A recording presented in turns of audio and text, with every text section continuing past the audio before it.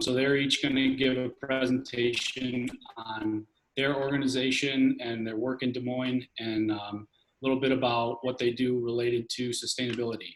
And then afterwards, we'll have time for a discussion and some Q&A with the presenters. And at the end, I'll give Carrie is going to give a short wrap up and what the next steps are for the subcommittee.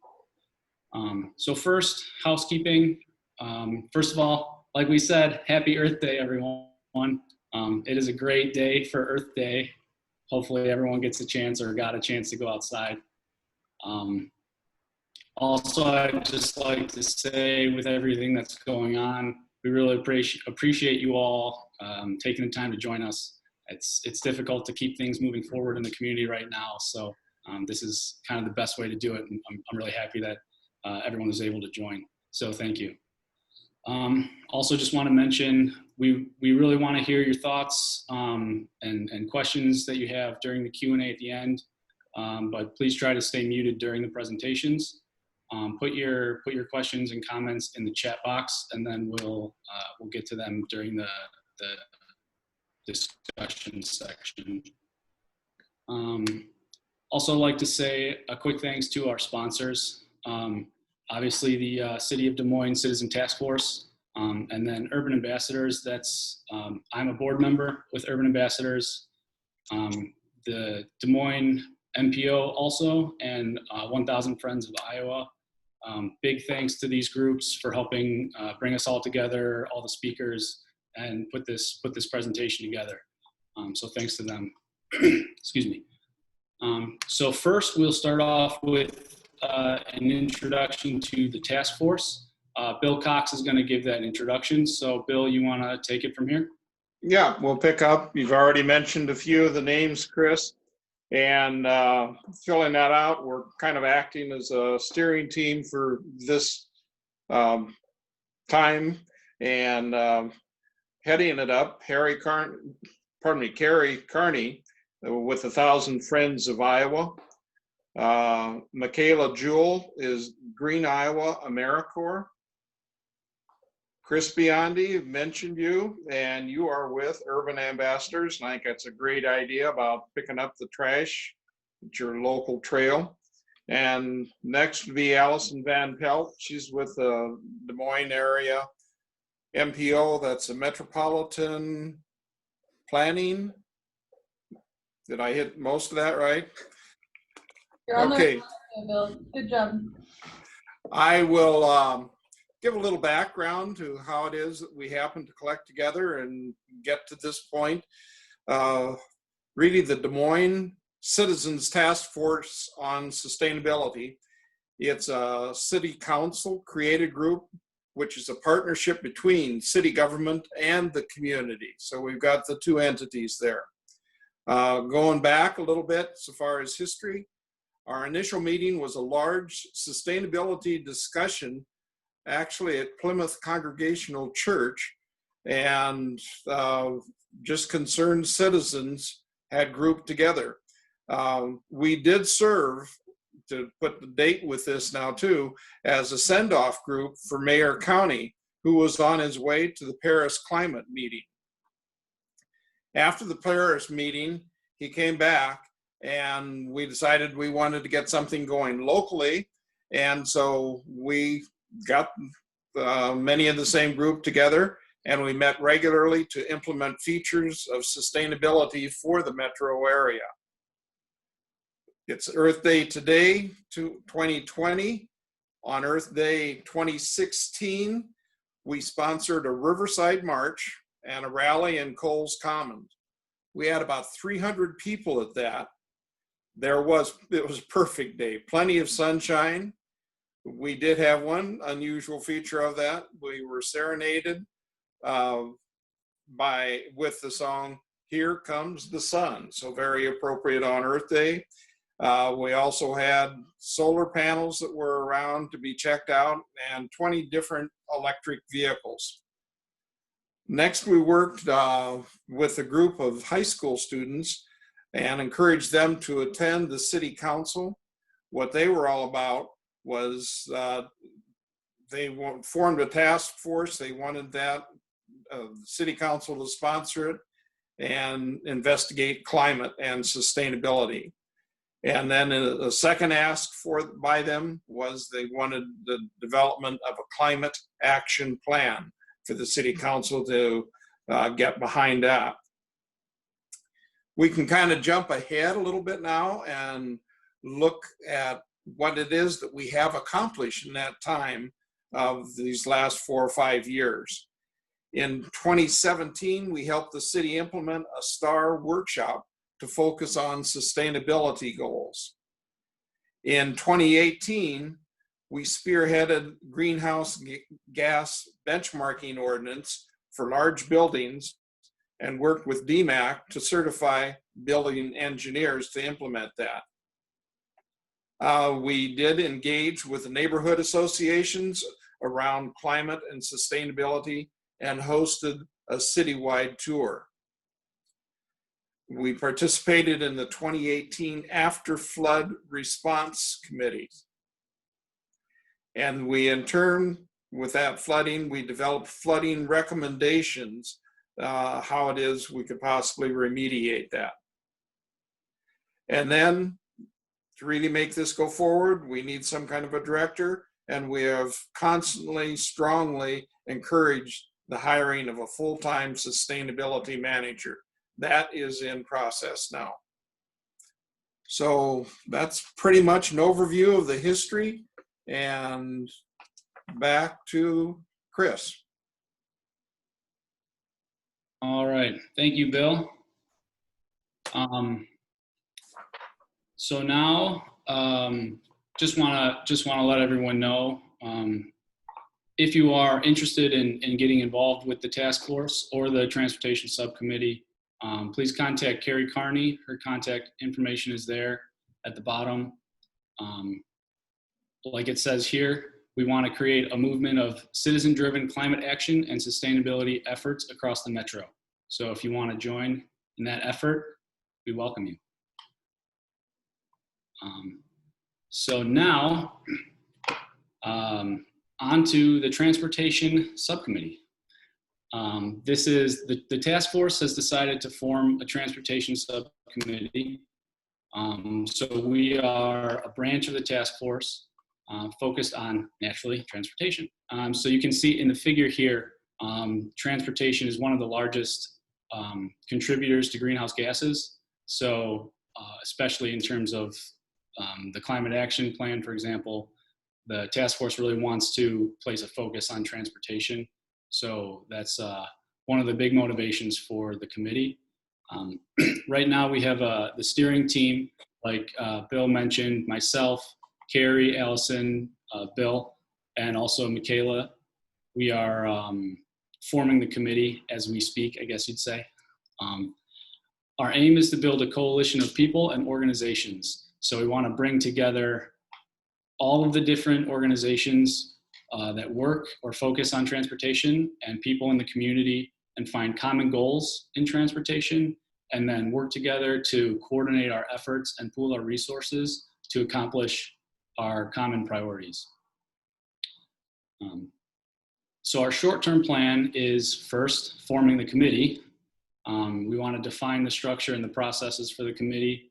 We're going to have additional introductory sessions like this one, so that everyone has a common baseline knowledge of what is transportation today, what are the problems, what are people working on in terms of improvements to transportation and sustainability.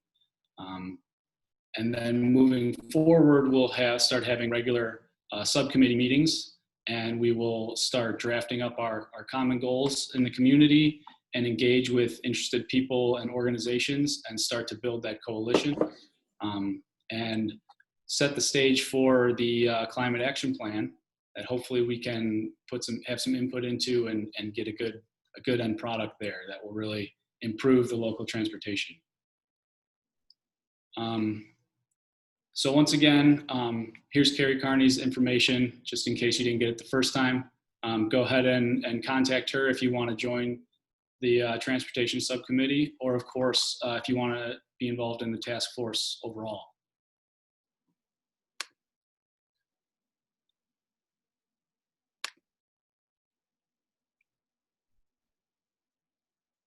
now I'm going to introduce our speakers now. We're going to have 3 presentations.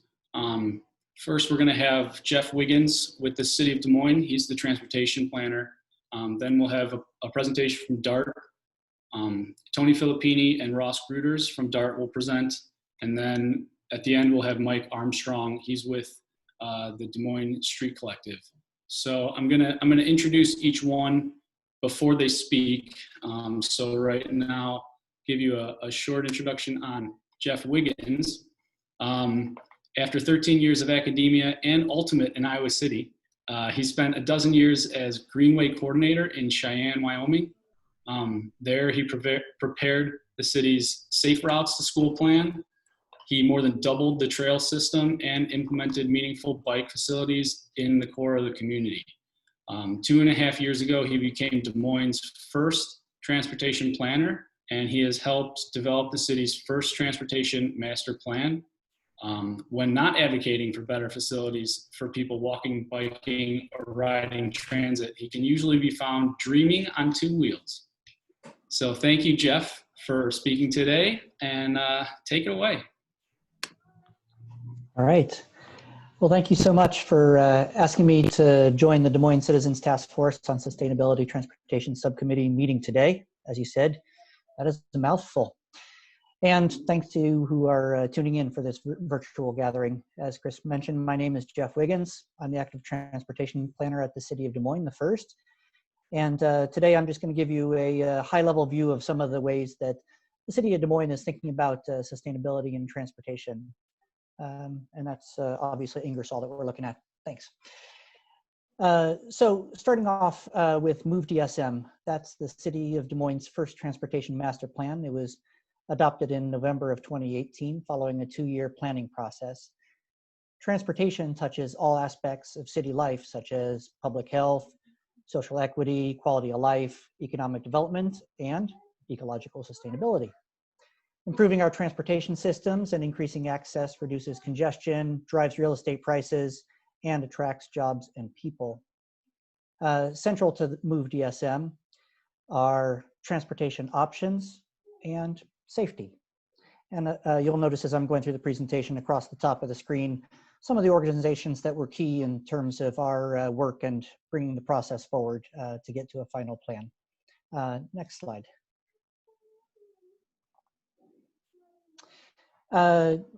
Traffic safety. So like most communities, Des Moines has made substantial investments, particularly in the last 75 years, in facilitating quick, reliable, and easy movement for vehicles. But prioritizing safety for people walking and biking will create safer streets for everyone in Des Moines and help strengthen neighborhoods. Des Moines' safety record is far from atypical, unfortunately. Move DSM frames the underlying safety issues and why it's so important to focus on vulnerable users, as you can see in the upper left there. We know that speed kills and that vulnerable users, as you see on the bottom right, are disproportionately killed and seriously injured in traffic crashes. One thing I'll draw your attention to in the upper right corner is the safety record of a certain class of streets. Those are the 4-lane undivided roads. So for example, your Hubble or Southwest 9th, parts of 2nd Avenue, MLK, the northerly portion, etc. While representing less than 4% of the community's lane miles, they account for 23% of serious injuries and 42% of fatalities in our community. So that's one of the areas where we're focusing a lot of effort. Next slide. Downtown, of course, is a unique area with a number of specific opportunities and challenges that are distinct from the rest of the community. Connect Downtown is a separate planning effort, therefore, that was prepared in 2016 through 2017 and adopted concurrently with Move DSM. It identifies opportunities for improving safety for vulnerable users and encouraging a vibrant economic and social environment while ensuring adequate levels of system functionality for traffic operations. And in the bullet points there, you can see some of the things that were the focus of this plan. One of the big pieces that you probably heard of is the conversion of roadways from 1 to 2-way in the core of the community, trying to create a more pedestrian scale environment and a more business friendly environment. Next slide. Des Moines also updated its complete streets policy with MoveDSM back in November of 2018. This provides a process for constructing sidewalks with new road construction and eliminating existing gaps with roadway reconstruction. But, well, what in general is a complete street? I've thrown a couple definitions there on the screen. I like to think of it as an equitable distribution of the public right-of-way that reflects the values of the community. So take, for example, that portion of our community shown there in the bottom right, which is near the state fairground. And that gives you an example, the yellow portion or highlighted portion, if you want to look at it that way. 20 to 25% of the land mass of cities is set aside as public right-of-way. You can throw on top of that another 10 or 15% of the land mass that's reserved for parkland and open space. So the way I view it is that public rights-of-way are the primary way in which most people experience the public sphere. These are the spaces where people interact and move from place to place. As such, to me, it's surprising how lopsided the use of rights-of-way have been over the course of the last 75 years. Municipalities need to be wary of tokenizing, balancing, accommodating certain transportation choices. A complete streets policy serves as a gut check on the use of the public commons. So through this lens, you can see several innovative ways that cities have been reallocating the use of the public right-of-way during this coronavirus pandemic and the need for physical distancing. The graphic in the upper right, to finish on this slide, illustrates the transportation hierarchy pyramid based on societal costs, health, and efficiency of movement. It turns the traditional vehicle-centric paradigm on its head by prioritizing vulnerable users and challenging the inertia of the status quo. Under the Complete Streets policy, this serves as the initial review for street maintenance and roadway construction and reconstruction projects. Next slide. Des Moines Public Schools is the largest provider of public education in Iowa, with more than 33,000 students and nearly 5,000 teachers and staff at work in more than 60 schools throughout the community. This represents about 15% of our community's population. Des Moines and the school district, the city and the school district, coordinated efforts to collect a couple data sets. The backdrop to this is that the stat that you all know, that in 1969, 48% of elementary school kids walked to school, but by the year 2009, that fell to 13%. So that first data set, the School Travel Survey, indicates that Des Moines is keeping up with the Joneses. We're just slightly above average, maybe 14% or so of the kids are walking to school. That second data set that we worked on developing is the route tracing exercise, where kids mark the way that they get to and from school when they're walking or biking. This identifies the ways, this helps us prioritize infrastructure improvements to ensure that safe and efficient travel options are there for the students across the city. Anything that we can do to move the needle of non-motorized mode share will help all of society. And I'll just add in passing on the right, a couple of those bullet points. One of the big deals for us in working with the school district over the last couple of years is the change in bell times, which put kids out on the streets during that same time as the elementary school, kids out on the streets at the same time as the morning commute, and sometimes in the wintertime in the dark. And so there was a certain sense of urgency to identifying those opportunities and doing something about it in a hasty fashion. Next slide. Provision of sidewalk facilities is the first step a municipality should take in ensuring the safety of people walking. Sidewalks are missing from about 40% of the street frontages throughout the community.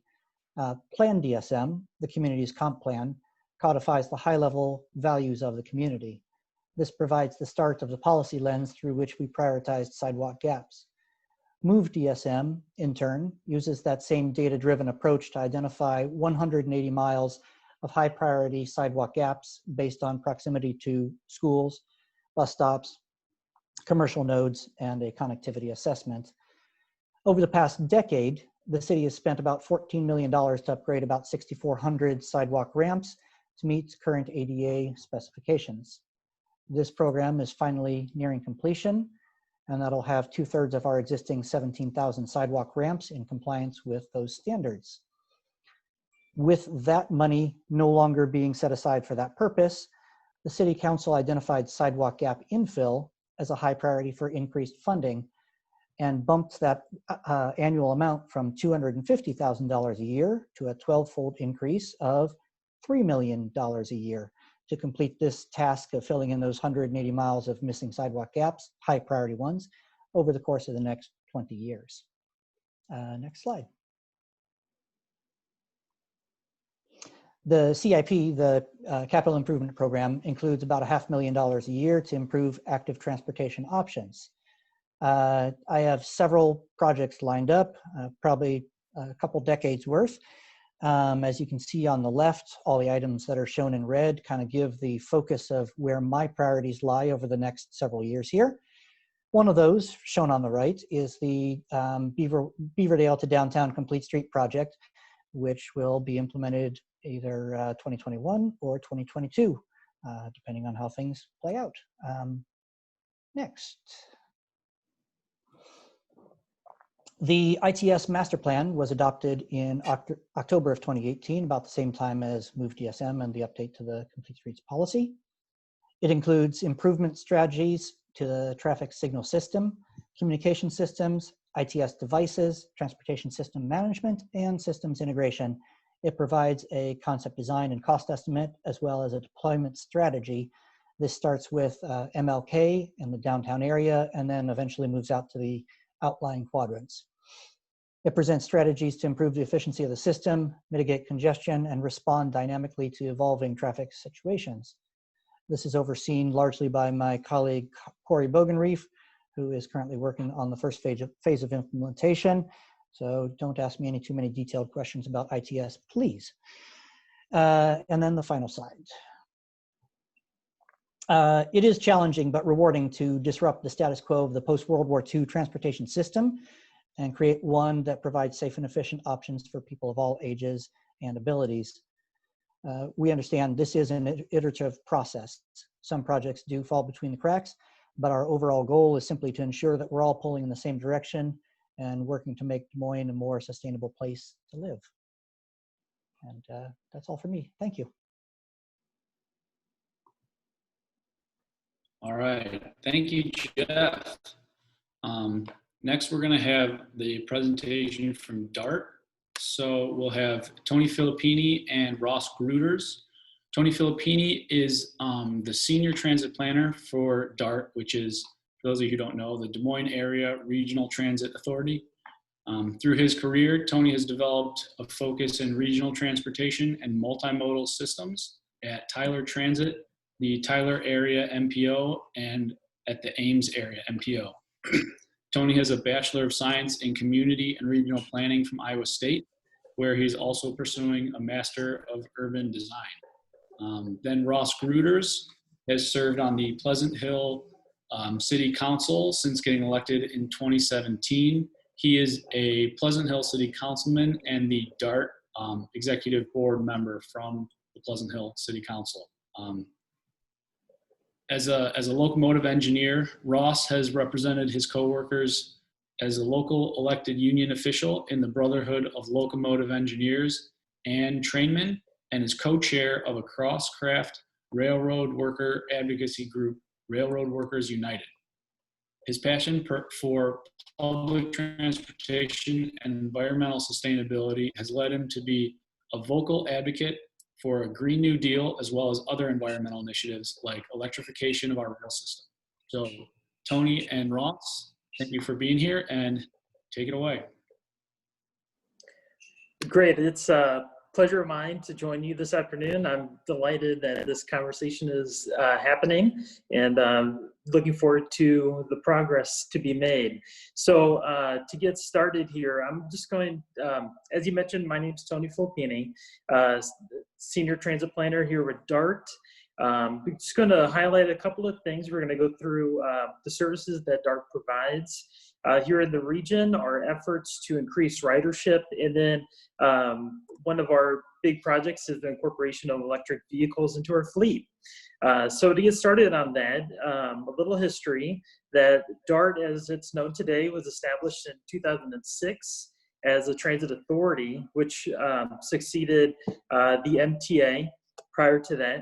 DART is a regional public transit provider, and it's organized as an opt-in agency. So we're governed by a board of commissioners, one from each of our 12 jurisdictions that are a member of DART currently, those 12 being Altoona, Ankeny, Bondurant, Clive, Des Moines, Grimes, Johnston, Urbandale, Pleasant Hill, West Des Moines, Windsor Heights, and then the unincorporated parts of Polk County. DART, a big part of our business is in fixed route services. These are the routes that have a predetermined location, bus stops, as well as a published schedule that anyone can access while we're operating. Along with that, we also provide paratransit services. Those are intended for would-be customers who, due to physical or intellectual disability, are unable to utilize the bus that our fixed route bus services. Some other mobility options that we have are rideshare. These are smaller vans that are organized usually around common workplaces. And these are also more longer distance and operate in counties next to or around the Polk County area. And then finally, we are getting into partnering with other mobility companies such as taxi companies or Uber as we respond to customer shifts in customer demand, and being able to serve areas that maybe do not work as well with fixed route service that we traditionally know it. Next slide, please. So as you can see, this is just a list of the services we do provide. We do have 19 local routes that operate through our service area. We have 7 express routes that are really designed during the commute. 2 shuttle services, and then a mobility on demand service called Flex Connect that I'll talk about just a little later on. And then also we have 4 on-call services throughout the metro as well. Next slide.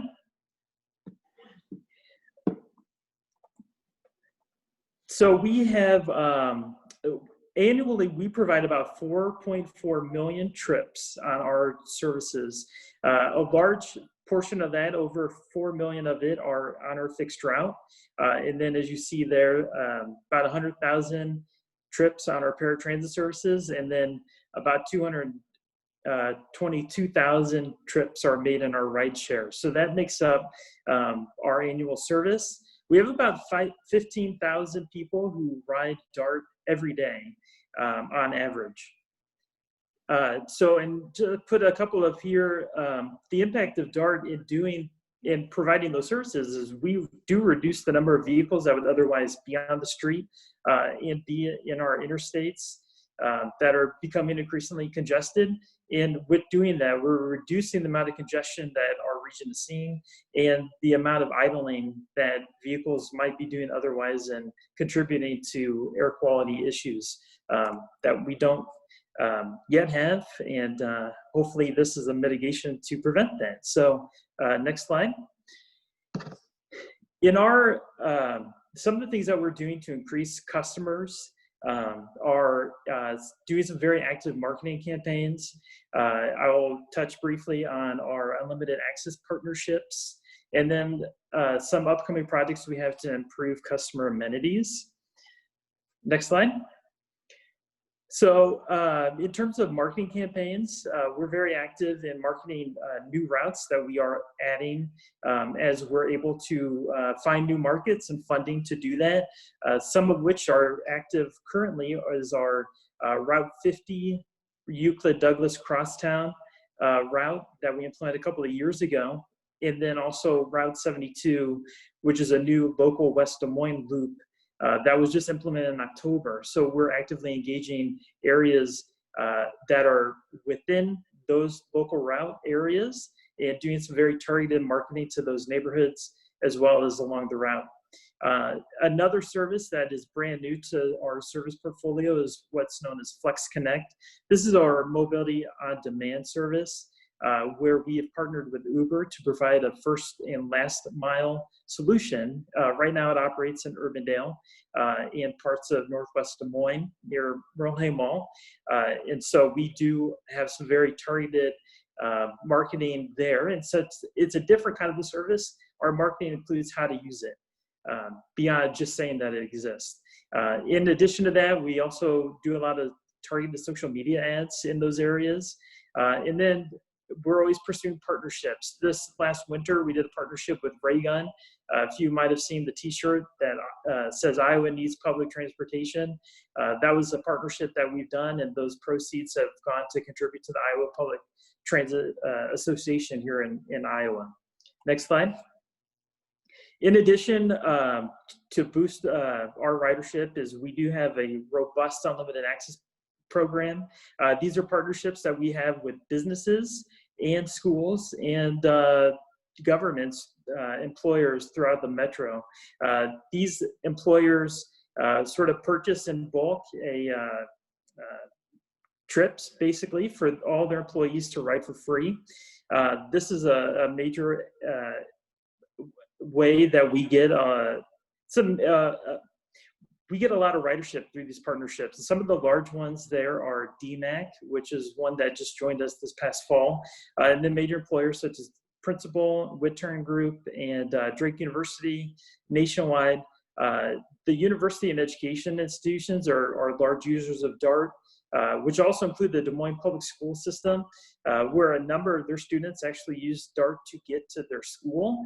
But all Des Moines Public School students are able to use DART services after school concludes, so they can get to where they need to go for other activities for free. That's part of our unlimited access partnership. Today, there's about 24 partners. But yeah, next slide. And then to also further enhance ridership and customer amenities is over the next couple of years, we're engaging with several regional partners to install a number of new shelters. The goal is 100 new shelters in the next couple of years. And part of this program is there will be art shelters. So we're programming with public art organizations to identify artists that will contribute. These the art will actually be laid into the glass of these shelters. Some of our first installations will be part of the 6th Avenue reconstruction that's just now starting to finish up construction, and then University Avenue around Drake, where they're doing work, will be some of our first corridors with these new shelters, which should begin installation this summer. And then throughout that, we'll be adding shelters to high rider stops throughout the entire metro to provide amenities for people and make it more comfortable place to wait and catch DART. So next slide.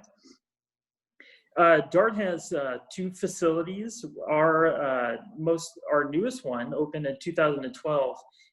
Many of you are probably familiar with DART Central Station. This is our main station and hub for the system, as well as administrative offices. It is a LEED Platinum building and has several features such as geothermal, solar panels, and a water collection system that feeds gray water to the building to use throughout the day. It also has some multimodal options to help facilitate transfers between one mode to another. So we do have bike hoops on the outdoors, as well as a B-cycle station that exists there today. And then some images there of indoor parking for bikes that is accessible to anyone through a membership, and it's inside and it's secured. So especially great for people who are interfacing with taking DART downtown. And all of our buses have bike racks on them as well. So next slide. So with that, DART continues to expand mobility choices for those in the metro through engaging regional partners and new technologies. As you saw, we have bike facilities at DART Central Station. As well as we have a number of bus stops that are adjacent to some bike racks as well as bicycle stations to also further that interface between different modes. And we're also aware of just a continuing change of how customers prefer to use mobility options. So, and as I mentioned earlier, we do have that Flex Connect service. If we go to the next slide, that I briefly mentioned that this is another way that we're able to sort of open up the market of not using your car, more or less. And this lets us get into markets that might not be able to support transit in the traditional sense. But what we do here in that shaded area, for anyone that lives or works within it, we provide an Uber trip that can be scheduled either by the person on their own, or they can call DART and we'll schedule it for them. And it takes them to one of 3 DART locations. We see 2 of them are partnerized, one at Gloria Day on Northwest 86, and then one at Buccaneer Ice Arena on Hickman. And then the other location is Tomorrow Hay Mall, where we have service all day long.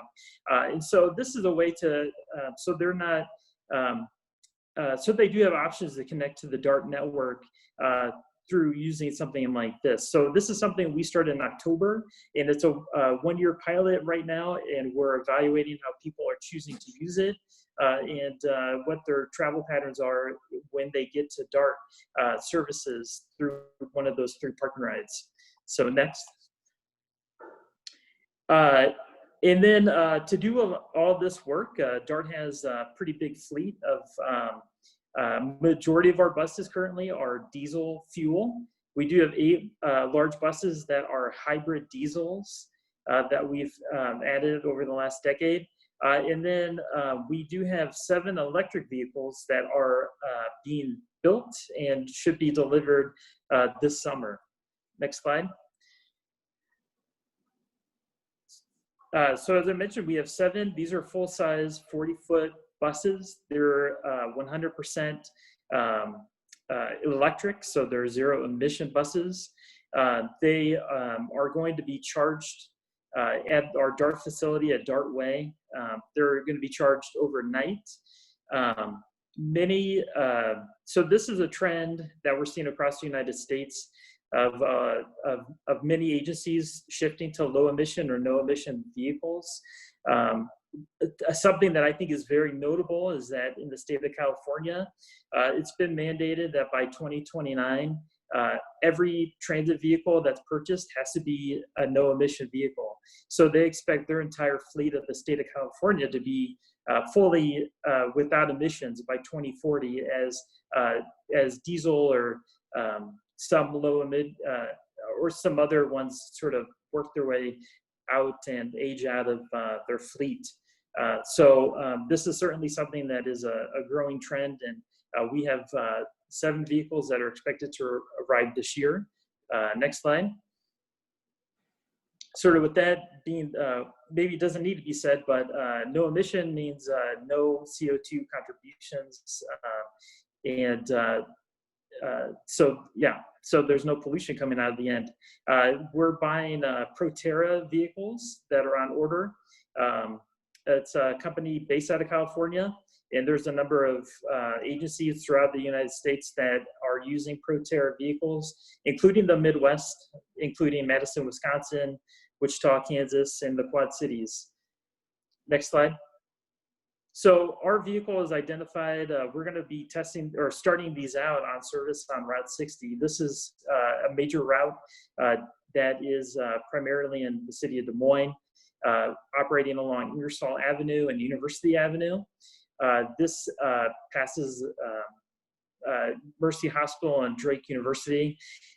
Some of the things that we're considering as we start implementing electric vehicles is the range that the vehicles are able to travel, and to make sure that the work that we send the buses out to do can do the full day's work without needing to recharge, since we're going to be charging these buses overnight. So we expect about 300 miles per charge. Our first route is going to be Route 60, where we'll first implement it and evaluate it over the year as we tested different conditions, such as snow and extreme heat and extreme cold, and what the impact is going to be onto the battery and the charge, depending on what kind of resources it needs to work in these environments. So we're all very excited to start implementing these and seeing how they go. Next slide. Just to give sort of a timeline, and this is one, we know we're in precarious times, so we're hoping that this does not slide very much, but we do expect to get, we do have our installation Dart Way for the charging apparatus installed. We expect to get our first buses start rolling in this summer and in time for the state fair to start seeing those, and we plan to get those into revenue service as soon as we can in late 2020. So next slide, just to conclude there, here's my contact information. I know Commissioner Gruder has some remarks after me, but my contact information is available, and I look forward to being a resource further on. So thanks.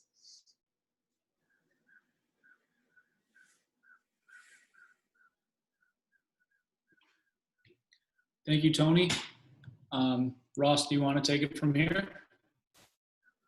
Thank you for the introduction, Christopher, and thank you, Tony, for sharing more about DART. I'm going to focus in on one piece of what we're doing at the DART Commission. Since joining as the alternate when I was elected in 2017, I've since become a member of the executive committee, and we've worked on a large number of things, and I'm going to focus in on one that pertains to electric vehicles. Right now, DART is undergoing a process to plan and propose an operations and maintenance facility, and the commission has not approved this yet, but we are getting a lot of information and trying to work through that. So what you're seeing there is a map of the central Des Moines area. You can see pretty clearly labeled DART Central Station at 620 Cherry Street. And then in the lower left corner, you see our existing operations and maintenance facility at 1100 Dart Way, as well as the proposed site south of MLK off of 25th Street for a new facility. And I'll drop the fourth wall here a little bit. My slides aren't nearly as nice as Tony's were. They're taken as photos that I sent to Carrie and Allison to help prepare for today. And thanks to the two of them for helping make this happen. Next slide.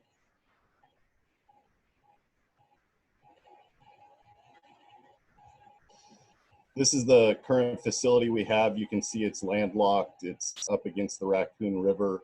And that neighborhood you see on the lower portion of the picture is the Growing Grays Station, or Grays Landing. I forget which they're calling it these days, in Des Moines, off of Southwest 9th there. So this area, there is development pressure on DART. There's obviously potential for noise and emissions pollution in this new residential neighborhood. There's limited capacity to be able to add new electric vehicles. Next slide.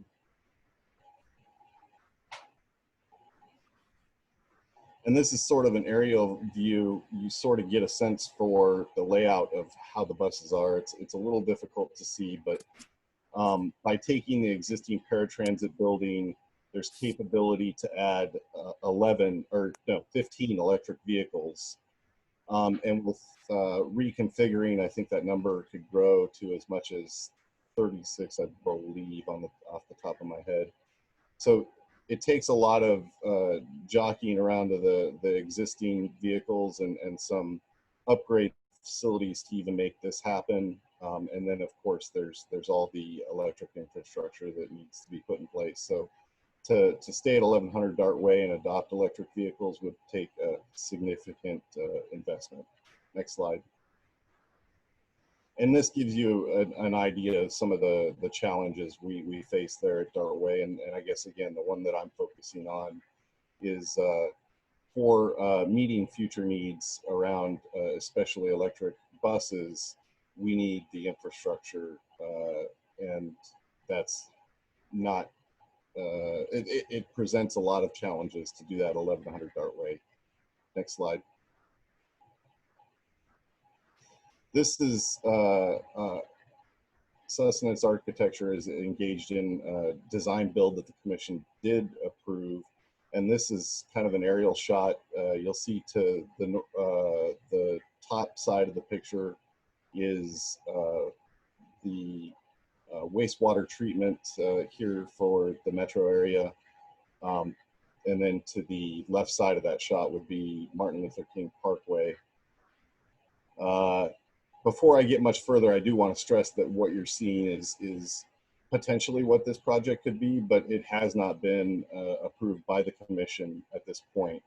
We do have about $17.2 million in a federal grant award that we have not accepted yet, and we'll have to make that decision fairly soon. Next slide. And this just gives you a little more sense of what that building would look like. The current facility, buses drive into and out of different buildings, whether it be for maintenance or for wash. This building would be a fully enclosed structure, which would afford more safety for people that have to undertake this work. Next slide. And this is one shot of the inside where you get a sense of what that would look like from the inside. Next slide. So I'm always told never lead with this, but I'm going to anyway. The project would be a substantial investment, about $67.8 million is what we're looking at here. When you compare it to the needs of the current facility, and we'll go to the next slide, just a reminder of what those needs are with all the challenges at the current facility and what it would take to fund the upgrades to those. Next slide. It kind of reduces down, and it's maybe difficult for reading, but down at the bottom you'll get a sense of where that's at in terms of the comparison side by side. To upgrade 1100 Dartway would cost somewhere in the neighborhood of $38.5 million, I believe, over the next 20 years, and still would not get us quite to where we need. Also, we talked a little bit about that, or I spoke a little bit about that $17.2 million discretionary grant. You see that reflected in the new facility. Usually, I'm told when they fund these projects, it's something that people like to continue to see projects through to fruition. So we expect to see additional awards if we accept that grant. It's also reflected in the desire of funding agencies not to put money into 1100 Dartway, knowing the limitations and that the life of the facility is limited. Next slide. So what we're looking at in a new facility, and why I bring this up, is there is a cost to taxpayers that we have to weigh if we're going to be a sustainable entity and adopt electric vehicles.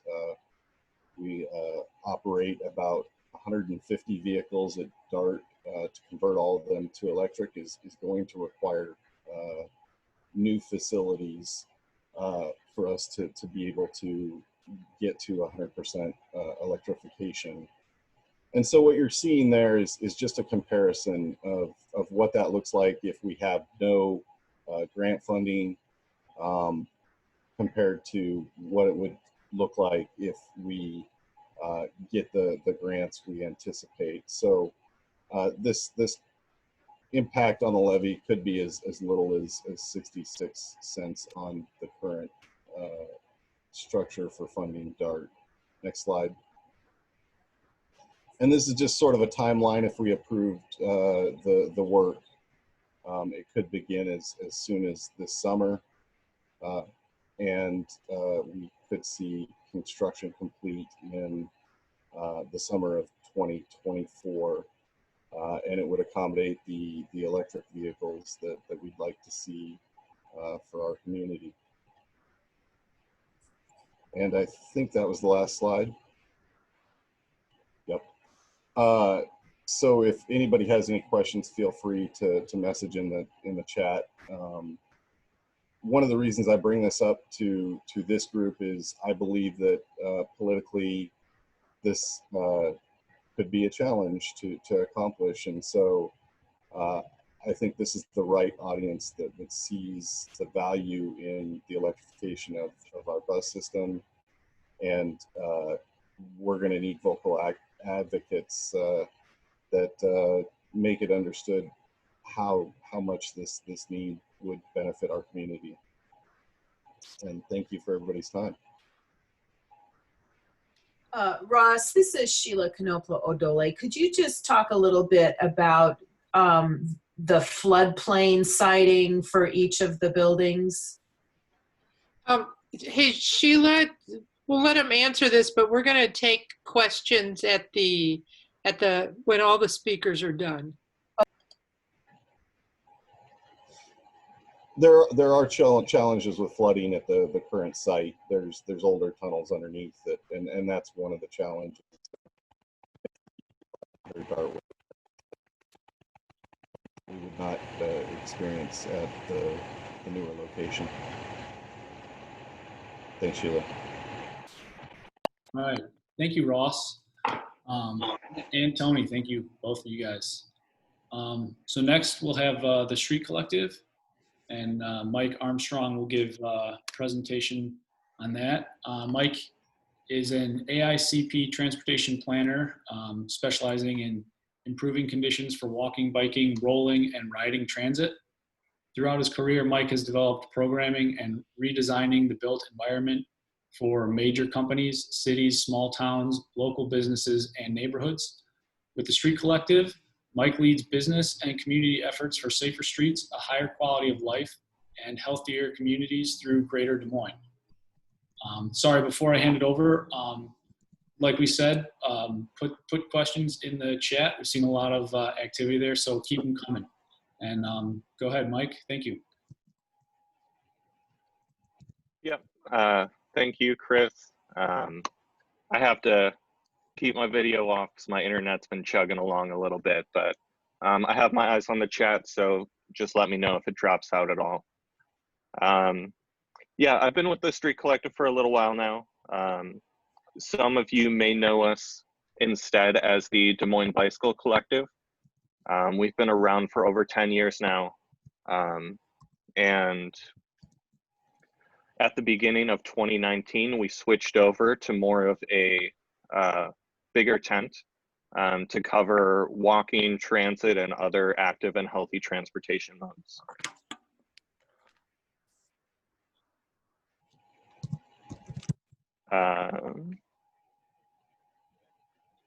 Allison and I are messing around with remote control access. Anyway, so yeah, our mission is to champion active transportation options that are accessible, safe, and enjoyable for everyone. This is very much about getting more people walking, biking, rolling, riding transit. Our background and core identity really is around biking, but we've been working really hard over the last year and a half to expand that out, not just in our programs and services, but also in terms of our board and membership. Next slide. So some of the things that we do, at the very center of our organization, we are a community bike shop. That's really how we got started. So we run women, youth, and general programming out of there. So, you know, bike rodeo, safety classes, basic repair and maintenance classes for people. Our entire organization really has a, not a DIY, more of a DIT, a do it together attitude. So for the most part, what we do is we have people come into our shop. We provide space, tools, and expertise, but we are there to help you fix your bike. So we are really about that skill building rather than somebody coming by, dropping off their bike and coming to pick it up later. We are very much about empowering our community members and anyone who comes through the shop, and we'll do anything we can to get people in the right space to succeed. Next slide. So we also run the Des Moines B-Cycle, the bike share system in Des Moines. We currently have 22 stations and 130 bikes. It's pretty well used. We are actually the oldest B-Cycle system in the US now. We started just after Denver, and Denver closed down recently. They're looking to move to more of a scooter system. B-Cycle is sort of a offshoot of Trek. They're the ones who build the bikes. It is a very stable quality product. It's a little less quickly adaptable than some of the others, but we've also seen some of the others rise and then fold pretty quickly. So we've been really happy with our B-Cycle system. It's been very well supported throughout our region. And we're looking at how we can grow that. So we actually just received funding from the Des Moines MPO to help us start to grow that out, including our first major forays outside of Des Moines. So putting stations along the Greenbelt Trail in Windsor Heights and Clive, as well as some additional stations in Des Moines, and adding electric bikes to the fleet for the first time. And we've seen comparable cities when they've added electric bikes to their fleet, they're getting 4 to 5 times the amount of ridership that they had previously. It's been a really good return on investment. It broadens out that audience of who is able and comfortable to ride bikes. And you know, that's what we're here for, is getting more people out there. Next one. We do a lot of work on advocacy and education. So our shop is one pillar of our work. This is another where we work a lot with city councils, with community partners, and directly with our neighborhoods and citizens to try to advocate and change the way that our cities and neighborhoods are built and the policies we have in place. So some of this really is strictly education about, you know, we are rapidly seeing new bicycle infrastructure that not everybody knows how to use. We are there to help fill that gap, to educate on that. When new policies or programs come to Des Moines, we often play a key role in helping people understand and craft policy around it. So this past year, when Des Moines started to dive into whether or not they would do an e-scooter pilot, we played a big role in researching, educating, and helping to frame the issue in the right way so that we knew that if City of Des Moines went forward with it, it would be as successful as possible. And again, our stuff from the shop bleeds over here. We are very much a do-it-together organization. So when we go out for advocacy, we are very much about collaborative voices, inclusive voices, and making sure that it's a wide range of people on board and under our time. Next one. So our priorities for 2020, which, you know, certainly have been affected by the last month or two, is the sidewalk gaps that Jeff mentioned earlier.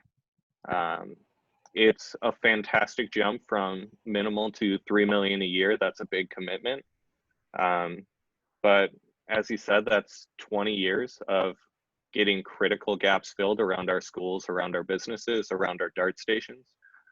So we are very much working to accelerate that. When you think about what the annual budget is for Des Moines, how much we spend on adding 1 mile of an additional car lane versus how much we're spending on filling these critical sidewalk gaps, we feel like there's still room to continue pushing, and we've heard a lot of council support for that. Move DSM is a fantastic plan. Now we just need to make sure it actually happens every single time a project comes up. So if you see Jeremy as our executive director or myself in a meeting, we will often have a hard copy of Move DSM in our hand. And that is step one for us, is what did it say in this plan? The largest public engagement process that Des Moines has done around transportation, our sort of grand visioning and value setting, are we following that? And oftentimes we are not. And it's because, as we know, for anything around environmental causes and sustainability, there's a lot of pushback, there's a lot of inconvenience to following through on those values. So we're there to help hold them accountable, but also to provide positive reinforcement whenever they're doing the right thing. Traffic calming, well, that comes up a lot. Speed is one of the biggest issues for dangerous streets, as well as discouraging people from walking or biking. So that's a major piece of what we do. Next one. So we have some core principles at the collective, and this is always where I want our discussion to begin. We're happy to dive into the weeds about specific designs of bike lanes or how we connect our trails to businesses or these other things, but we always want to start with what our core values and principles are. So step one is we want more people walking, biking, and riding transit. This is always our transparent mission. So if we have some of our longstanding cyclists in the community that feel like they have a good thing going and they don't want more people to find out about it, I'm sorry, that's not how we're gonna operate. We want to encourage as many people to get out there walking, biking, and riding. And then we'll go from there. Next one. And this is not something, again, to come back to those sidewalks, that we can wait on. The sense of scale and urgency is really disconnected to what is actually happening. Not everyone, most people I talk to when they talk about driving, you feel perfectly safe driving. That it's one of those things that always it happens to other people, it doesn't happen to us. And I don't think we think about it in the right way. 40,000 people are dying each year in traffic crashes. So, if you can imagine a plane crash more than once a week, killing everyone on board, we would have changes on week 2. And this is something where we have a lot of complacency around the status quo of that we're doing good enough and it's no longer worth the inconveniences involved in making our system safer. So we are always looking for those messages, those ways to push people of it is important that we do this and we do this quickly. We can't wait to do it so incrementally that it's going to be well into our children's lifetime that anything actually is significantly different. Next one. This is reported by AAA. They are a automobile advocacy organization. They would present pretty conservative numbers on these sorts of things about how dangerous it is to drive. And these are coming from their studies. So people seriously injured or killed in a crash, they are friends, relatives, they are all around us. Some of us as well have been involved. This is not a small population. You can see it every single day, whether you're driving or walking and biking. You look at the people around you and you see people going more than 10 miles over the speed limit, checking their phones, making dangerous maneuvers. And it is one of those of we have this sense of perceived safety where, it's not that big of a deal. We're not going to get in a crash. We can take these risky behaviors, even though we know that they're not safe. Next one. And this matters because the outcomes change depending on how fast people are going.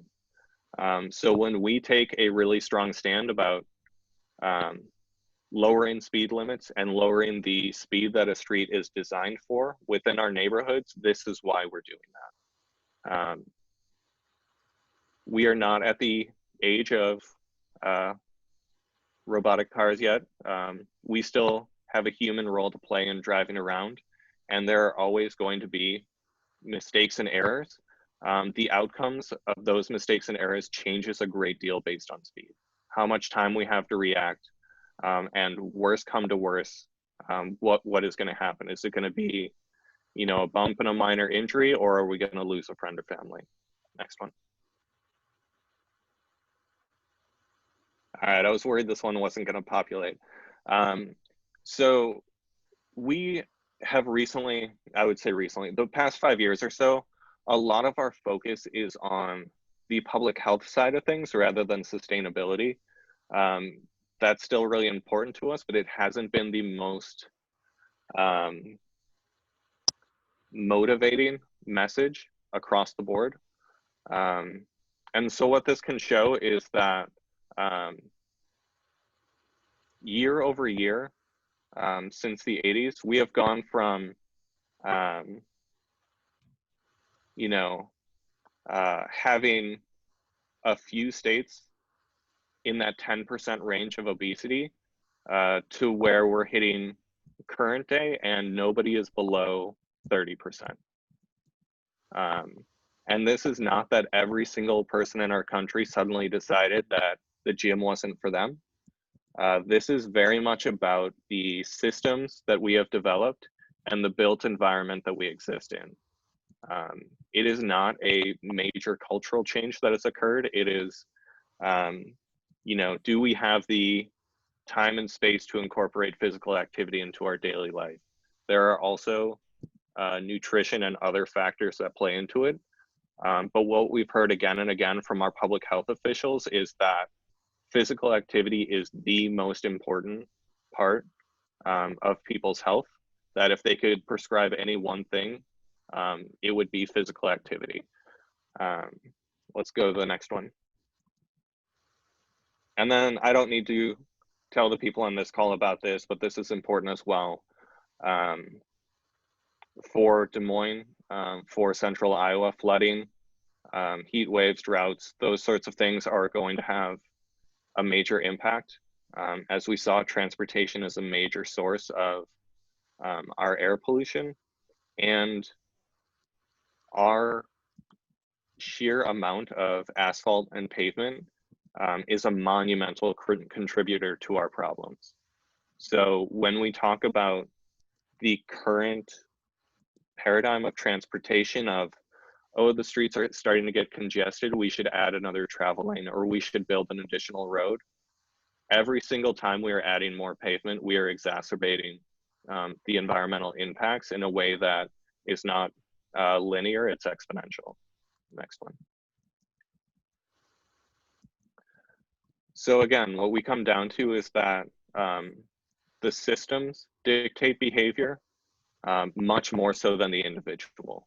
So I have taken these images to every presentation that I've given in 3-4 years. I've spoken with engineers, I've spoken with, you know, just grandmothers, people who have not the slightest idea of what a curb radius is, what ROW stands for. And I asked them, which of these 2 roads do you think would have a speeding problem? And I've never had anyone guess this one wrong. It doesn't matter if we don't have the jargon. These things are incredibly intuitive. When we look at this, these are both residential streets signed at 20 miles per hour, but they were built to very different standards, mostly because they were built in very different time periods. The one on the left is East Coast. That was a much older city. Those streets were built a lot earlier. And the one on the right, I think, is from Phoenix. And it is wide open. It feels like a dragway.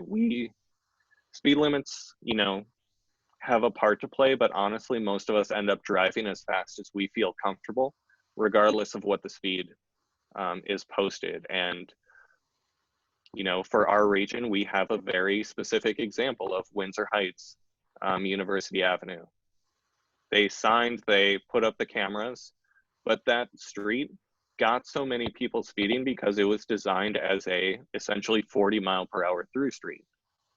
This was not a local main street design. So even if you know, like every single person in our region who drives knows that Windsor Heights had that speed trap, and it still caught so many people because it is that intuitive, subconscious indicators telling us that we are supposed to go a certain speed, and it's much faster than the posted speed.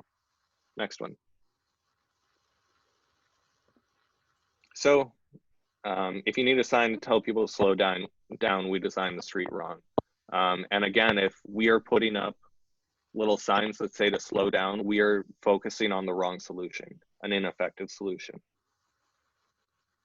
Next. So while we do a lot of education, while we do a lot of incentives and encouragement, we have had these signs for quite a while now. Nobody is terribly surprised that there are traffic deaths every year, that there are crashes. No amount of encouragement is going to substantially change this situation. Next one. The other side of things is that to a degree, you get what you build for. And this doesn't just mean that if you build bike lanes, you will get bikes everywhere. If you build really fantastic trails, like we have in central Iowa, you will get a lot of people on the trail. The problem is that many of the people using that will drive their bike to the trail.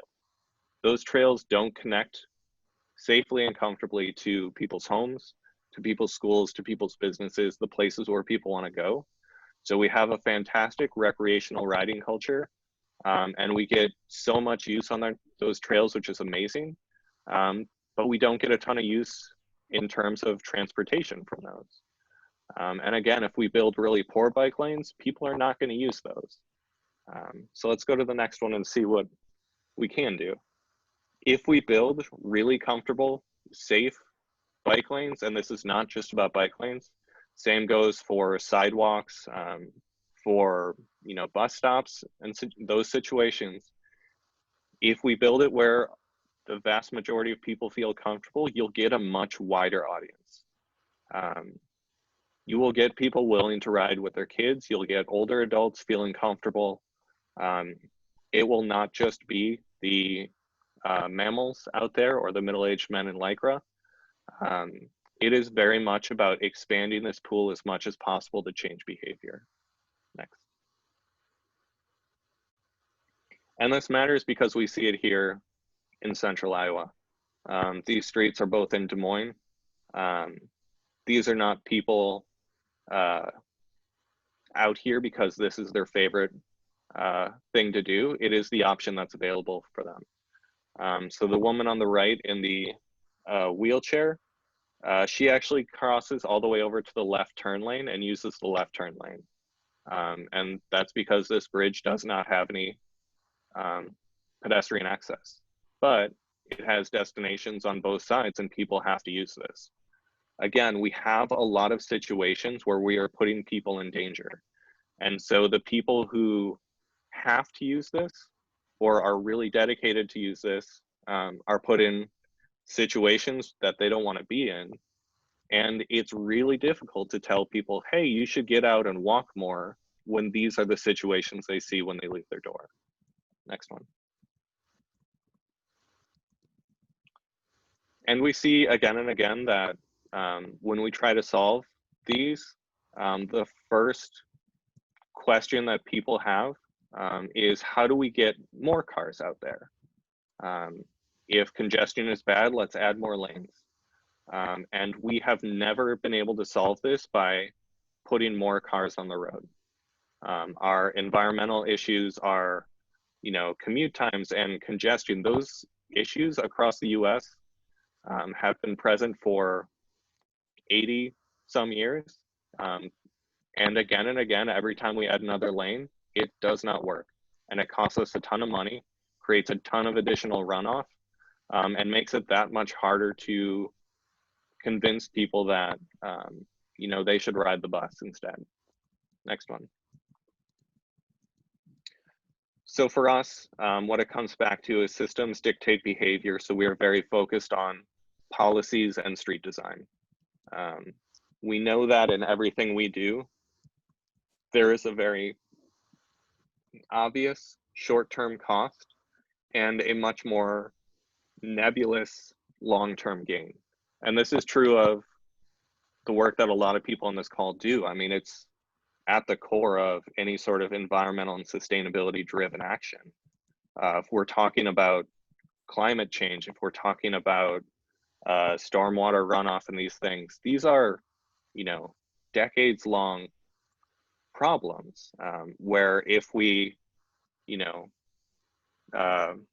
make a change on this street so that it will process stormwater more green, in a more green fashion, that is fantastic, but you won't actually see the results from that single project. It is about a very long-term set of changes. So it's really hard to convince people that, yeah, your commute's gonna take 2 minutes longer, but it's about these long-term values-driven goals that we have.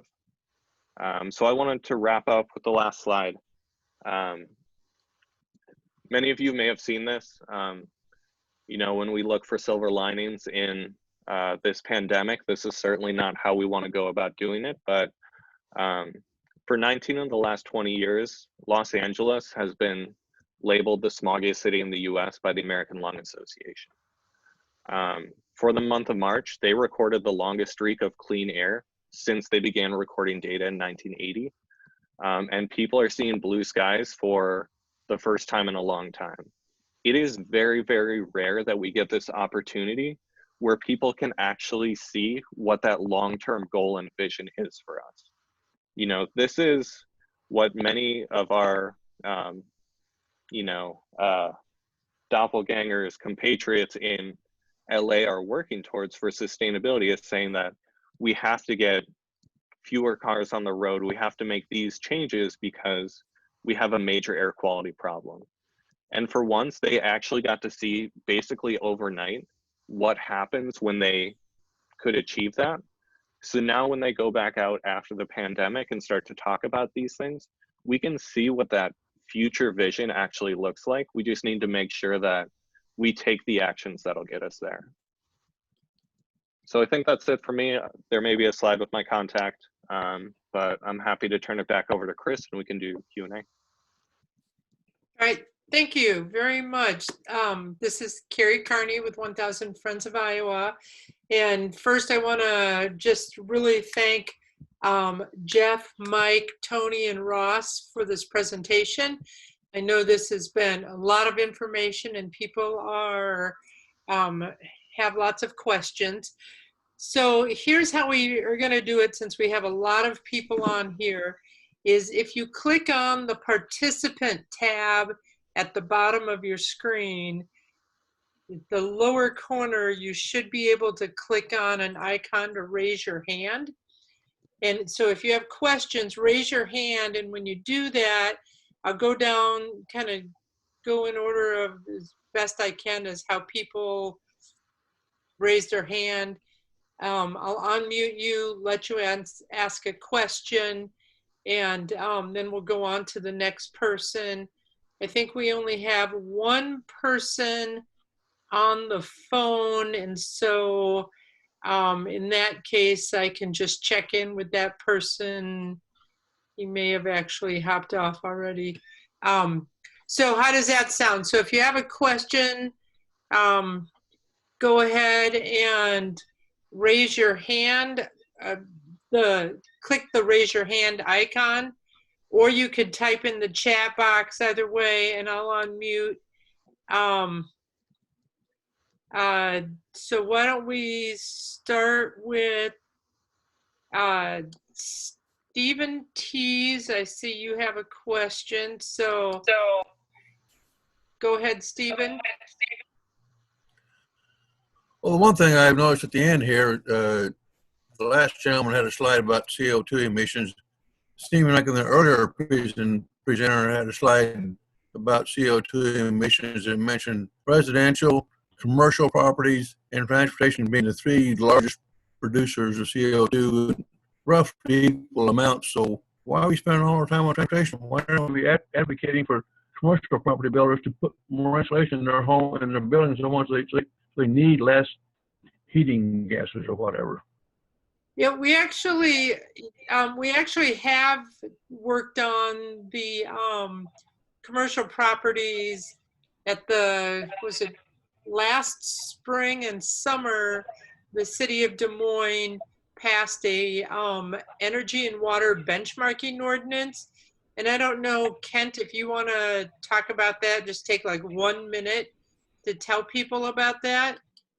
Let me get you unmuted, Kent. You want to take 1 minute to tell people about that, then we'll go on to questions for our speakers. All right, sure. Yes, the benchmarking and transparency ordinance was really designed to address that large component of greenhouse gas emissions in Des Moines. And it affects all commercial properties over 25,000 square feet. So that's approximately around 800 buildings. The city of Des Moines can't compel Polk County or the state of Iowa, so there's a handful of buildings there that may not play along, although they have a lot of large buildings. But basically it requires those properties to measure and report their energy and water scores using either Energy Star Portfolio Manager or the B3 program, which is available here in the Midwest. The first deadline is coming up May 1st of this year. There are no standards, unfortunately. There's no consequences. This was a big compromise just to really get this information for these property owners and managers to see how their buildings are performing, and it ranks them nationally so they understand if they get a score of Energy Star score of 50, they're right in the middle. They could be doing much better. After initial 2-year delay, a limited number of energy and water metrics will be available on the city website to provide a measure of transparency for renters that are looking to rent either an apartment or a commercial space. Gary, Right, thank you. can Yeah, I go add ahead. A little bit. I want to expand and take it just a little bit different direction. Emissions are an issue, yes, but there was a study from Institute at Texas A&M last year that quantified congestion at a $166 billion problem in the country. So that alone, I think, is a good reason for us to work on ways to reduce. Yes, the health effects are great, but also productivity is impacted. And All right. Ross, you're breaking up an awful lot. We're missing most of what you're saying. I'll put it in the chat. Okay. Chris Bondi, it looks like you have a question. Well, I wanted to say one last thing about this question. In recent years, we've actually seen emissions from residential and commercial buildings are going down, whereas emissions from transportation are still rising. So it's we can't ignore this anymore. We can't afford to ignore the emissions from transportation. If we're looking at emissions, it's becoming the #1 problem very quickly. Okay, thank you. Joe Drehos, you had a question in the chat about bus stops and mobility hubs. Do you want to go ahead and ask that question? Sure, yeah, this is just in reference to Tony's presentation on, I think at some point he mentioned bus stops, and I was just curious if the mobility hubs from their plan was part of that, part of their plan on expanding bus stops.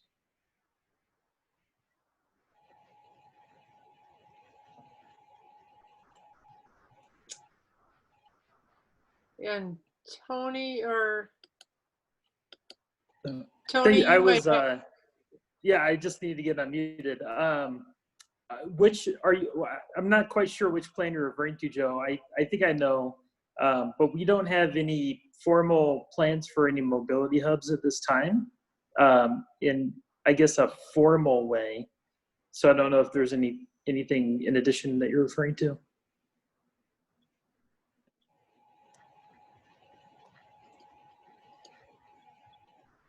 I think it was the Ford 2035. It was just something I came across in a previous plan, so I didn't know if this is still part of your existing plans or if this is just Yeah. a goal. So that was something that was discussed in the, as you mentioned, the Dart Ford 2035 update that was pursued, I think, in like 2016.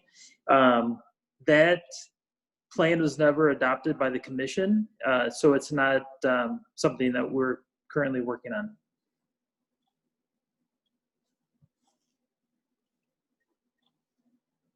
Okay, thank you. I'm hoping that people have more questions and know how to use the click on the raise your hand. So just again, it's on the participants tab at the bottom, but we have a number of questions that we have that we've seen come across. So here's one that is directed to all of our speakers. So in your point of view, what's the most urgent or emerging issue or challenge in your sector of transportation right now?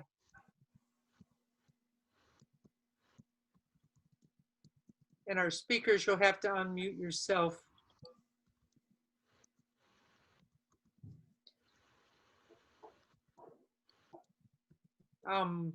Why don't we start with Jeff? Do you want to answer that? I suppose I can take this a couple different directions. One is what we're seeing now, and I alluded to that briefly in the presentation, which is that the use of the public right-of-way is changing rapidly during this response to the pandemic that we're undergoing. Travel lanes are either being blocked or removed for vehicular traffic and being made available to people to walk, roll, ride, etc. That's one thing. It'll be interesting to watch over time to see how much that sticks, basically, and how much of it is a passing response to current events. One of the other things that I've been working on quite a bit is, as we see a new portfolio of ways to get around, what's the best way to allocate that street right-of-way? There's a variety of options out there. Creating dedicated lanes for on-street bicycle facilities or cycle tracks is obviously something that people are familiar with. One of the challenges that we're facing with that is that there are other users who are wanting to use that same space in the micro-mobility world. So think scooters, think e-bikes, think maybe enclosed smaller electric vehicles in the future. So as we start to think about how we divvy up the space that's available for people to move about, do we think about segregating vehicles and users based on speed or based on some other factor?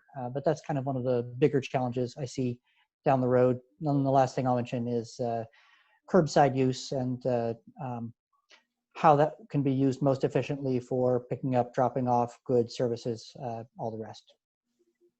Thank you. Tony, Mike, or Ross, do any of you have a response to that question? I can jump in. I think for me, one of the biggest challenges right now, and it's not a new challenge, is how hidden and disconnected the costs of transportation are. So we don't experience the costs of driving versus other transportation mode in a way that makes sense to people. A lot of it comes from our general tax funds. The user fees do not cover it. And the environmental, health and economic costs, as Ross mentioned earlier, are just things that are so far removed from people's daily experience, whereas something such as congestion or frustration with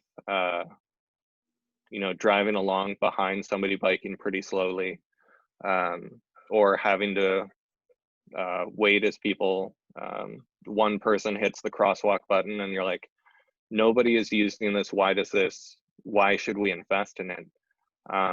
So many of the benefits and the costs of these things are hidden away from the people who are going to speak out to city council and speak out to our business leaders. They are going to notice if it is slightly harder to park in front of the restaurant they want to go to. And they're going to notice if it now takes a minute and a half longer to get to work than it used to. They're not going to see those longer term, broader benefits to our overall community. And that's, not a new thing, but it's certainly a difficult thing to combat.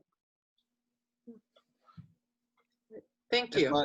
Am I understandable now, Carrie, or am I coming in a little bit more clearly?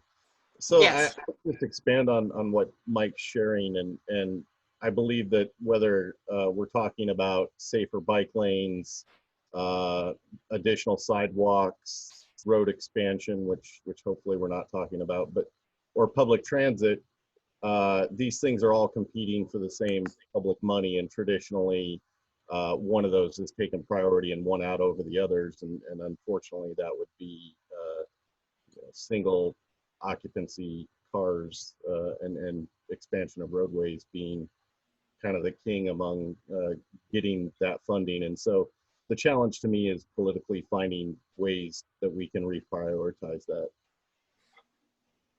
Thank you, Russ. Brian, I had seen your hand raised. Brian Campbell, I had seen your hand raised, but it's down now. Did you have a question?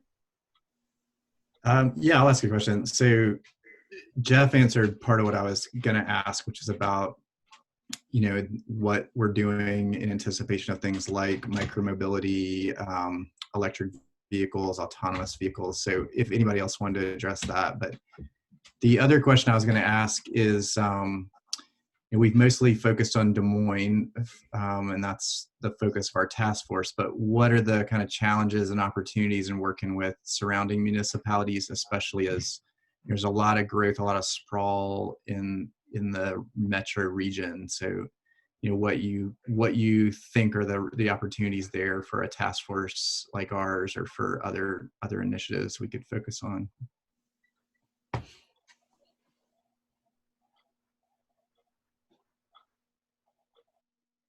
I think any of our speakers can answer that.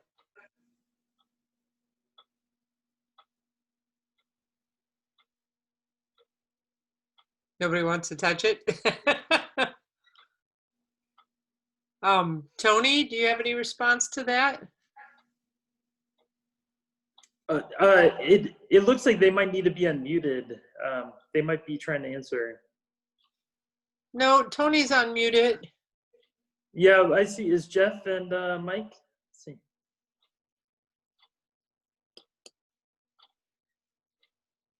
Sorry. Thanks, Tony. Yeah, I said this is not my bailiwick, but or my jurisdiction, but as the group moves forward, one of the things that we might consider is the interface in between zoning, ordinance, and transportation, land use and planning.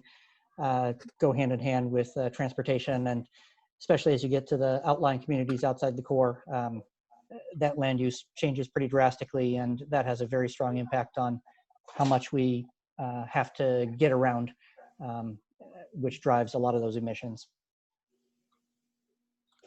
Right, thank you. I would Go ahead. add a couple of things, and then I agree. I would also like to hear from Allison at the MPO about it. For us, first about the micromobility, the important things for us is that we are values driven and tech agnostic. So we have seen this already with the last couple of years of scooters. Those have already started pulling out of cities, I don't think we want to get too attached to any one specific form.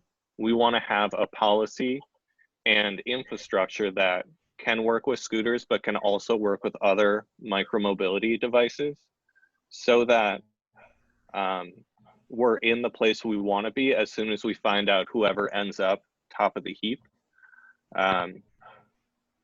And we want to make sure that, again, we talked about this a lot when I was talking with the MPO and with others. We want to make sure we're doing things that are not technology for technology's sake, that we're really using it as a tool to find solutions to established problems. The other side of things for us, we're really excited to expand B-Cycle into the suburbs. One of the biggest issues we have with working in the suburbs is that they have not hit a lot of the pressure points that Des Moines has yet, that forces people to more seriously consider sustainability. So right now, you know, Des Moines is largely landlocked, whereas somebody like Waukee, they still have the ability to continue to annex, and there are incentives in place for them to do so.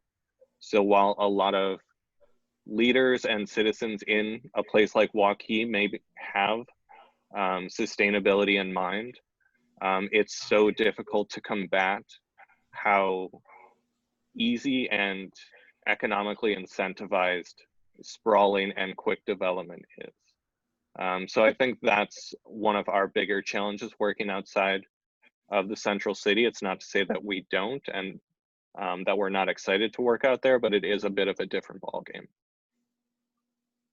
Thank you. Allison, did you wanna respond? Yeah. Am I unmuted now? Sorry, I was trying a little Yep. bit. Okay, great. I would concur what Mike just said, is that those pressure points aren't necessarily there for a lot of the communities. Development isn't there. And so having Ross in this conversation and having him be an advocate for, say, a Green New Deal and the transit system and all those electric vehicle pieces is a great movement. I think that a lot of it has to do with our policymakers. And so I would encourage those suburbs to start a group like this, have these conversations. And that's why we put this webinar together, so people could have some sort of a baseline knowledge so that they can be confident in talking to those elected officials as well. And so, you know, at the MPO, we are a planning organization, but we don't actually plan the roads in the suburbs. They are planned before they come to us for funding. And so get to know what's going on your city council agendas in those suburbs is one of the biggest things that we as citizens can do. At the MPO, we try to promote best practices as much as possible. A lot of the things, streets and safe routes, obviously transit, we work closely with DART and things like that, but it has a lot to do with, you know, pressure from your actual constituents. And so getting more people interested in these things is always important. All right, thank you, Allison. One of the challenges we've had with the DART Commission is, and we've had this conversation about how, I think Jeff alluded to this if he didn't outright say it, how there's a mismatch between transit planning and land use. And so finding ways to make those line up a little more clearly in the suburbs. And I'm not sure I have an answer about how a group like this one can push for that. But, making sure that transit planning does start to line up. And I think Allison, you also had kind of mentioned that or alluded to that. That's key. That's very important. And I know that Josh Mandelbaum and others on the DART Commission, I've had this conversation with them, and we don't have the answers. That's why there's transit planners and land use planners and people with degrees from community and regional planning at Iowa State working on some of those issues. So I hope that people can bring forth some of those solutions. Great, thank you. So we have time for about 2 to 3 more questions. So if anybody's got a question, go ahead and use the raise your hand feature. We have one that's for Jeff that was submitted earlier.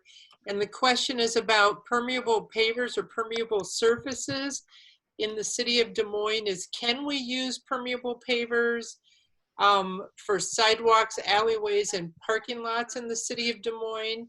And if no, why not? And if so, how can this group help make it happen? Yeah, so permeable pavers definitely are permitted and in fact being used in some areas.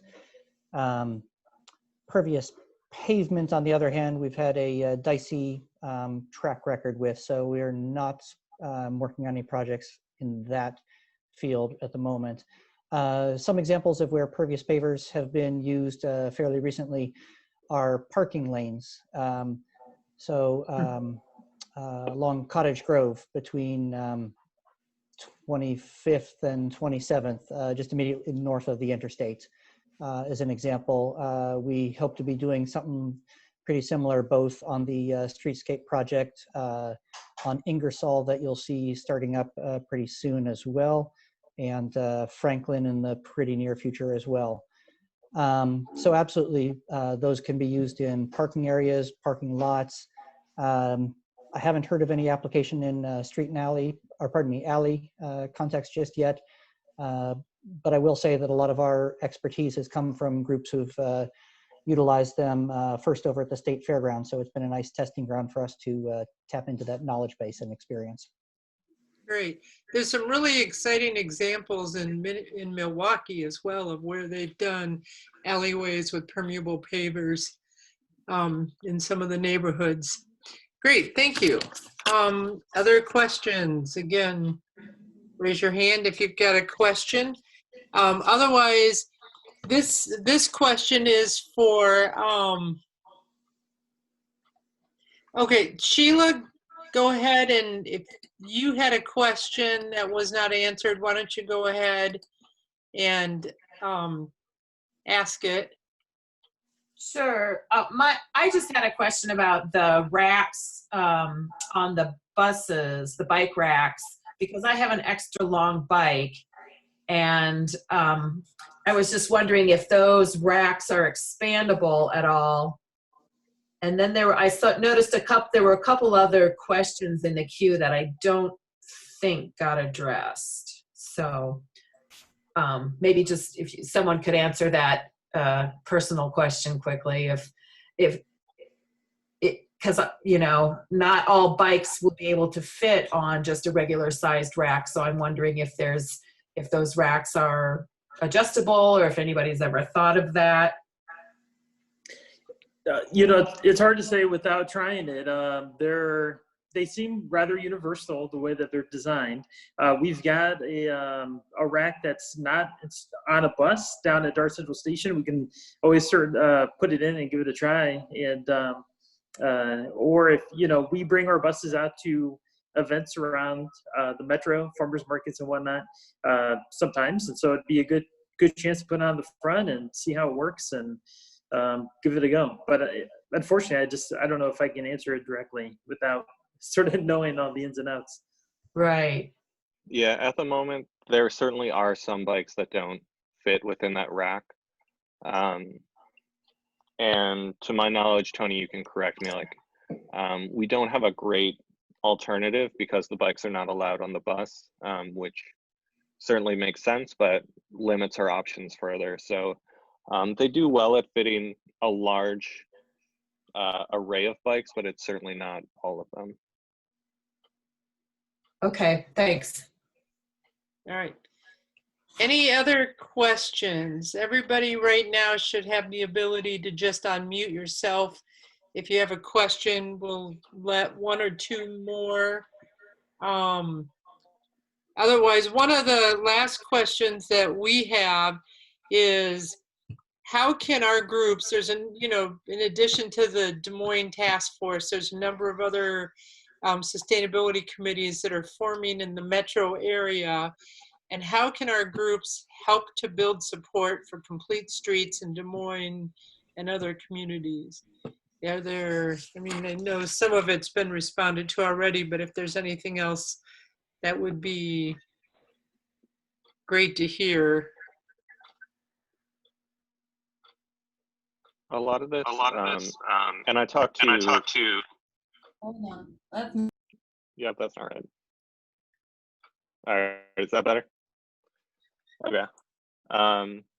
So a lot of this, and I've talked to Chris about it, is making sure that, I mean, we have so many different advocacy and community groups that have similar values. And we just need to make sure that we're being consistent and aligned with our messaging. So this is a fantastic group and pulls together some people that I haven't interacted with before. We also have connections within public health, and there's a lot of groups like American Heart Association and AARP have been fantastic advocates around these sorts of issues. The Greater Des Moines Partnership has put together a transit future work group that is really employer and business driven. City council members love hearing from more than just the same old voice over and over again. So having these different speakers and groups is an amazing strength of our community. And I really think that there is a space and a need for this group. I just want to make sure that we are coordinating and collaborating as much as possible to make sure that we're not accidentally at cross purposes. Yeah, that's a good point, Mike. Thank you. We have one last question. This will be our last question from Carolyn Walker. Carolyn, do you want to go ahead? Yeah, can you hear me? Because I'm trying to, anyway, my question, I live on Ingersoll in the city of Des Moines, and many times I notice how empty the buses are. My question is DART and the city working with the corporations downtown to incentivize people to ride more, including things like if you ride regularly, you could earn a half a day more vacation day, or some kind of incentive, because I see a lot of empty buses. So that really bothers me. Yeah. So I guess maybe Tony's better equipped to take this, but what I would say is, while you might see it empty at one point during the trip, there are people getting on and off that bus the entire trip, and so you might not be catching it when it's at capacity. They're also built for capacity for certain trips that maybe do have bigger ridership, and to have a fleet that has different sizes presents a whole host of other challenges. So, for example, the State Fair, you've got buses that are completely loaded, and that would not be possible if we, say, reduced the smaller size buses. As far as working with business partners, DART does have a program to try to do that. And again, Tony, I think, is probably better equipped to talk about that. Yeah, just to add, as I mentioned, we've got 24 employers that are unlimited access partners, meaning that their entire workforce ride DART for free across any of our services. So to me, that's a pretty good incentive. Whether or not they've got any additional employer-based incentives, I'm not as familiar with it, but we do have a department that is focused on business relations, basically, that work with each of our unlimited access partners, engage their employees on a regular basis, either with in-person trainings or newsletters or whatever outlets those employers have to communicate with their employees, and just demonstrate and show off the different services that are available and try to make it as easy as possible for them to ride. I'd also add, Carolyn, one of the, this isn't necessarily business related, but one of the initiatives that the commission voted to undertake and fund before the COVID virus hit was a transit optimization study to find ways to maximize usage, and that included that Uber pilot that you maybe heard about earlier from Tony. So we're looking at other options to encourage ridership as well. Thank you. Thanks. Thank you. All right, so we're going to go ahead and wrap up. I want to thank everybody for this, for joining us. We had a great group, as many as 39 people at one point in time. So we're really happy with that. This has been recorded, so we will share the recording with people. Just real quick for some next steps is the Des Moines Task Force meets the first Wednesday and the third Wednesday of every month. One Wednesday a month, we have guest speaker presentation. So our next meeting is May 6th, and we will have a presentation with Patrick Bean, the Clean Water Program Administrator of the City of Des Moines, and John Swanson, the Water Resource Planner for Polk County. That'll be focused on water, stormwater, and flooding. So join us for that. Also, if you're interested in participating in the transportation subcommittee, we are looking at this got started out of the Des Moines task force, but since transportation really is a metro-wide committee, if people are interested from outside of Des Moines, I think that's great. Just shoot me an email or write it in the chat that you're interested. Or if you're from one of the other communities and want to be involved in a sustainability committee in your community, also let us know that. Again, thank you very much for joining us, and we'll get this sent out. And thank you again for our 4 speakers. You were great. We appreciate it very much. And we'll get this sent out to everybody. Good night.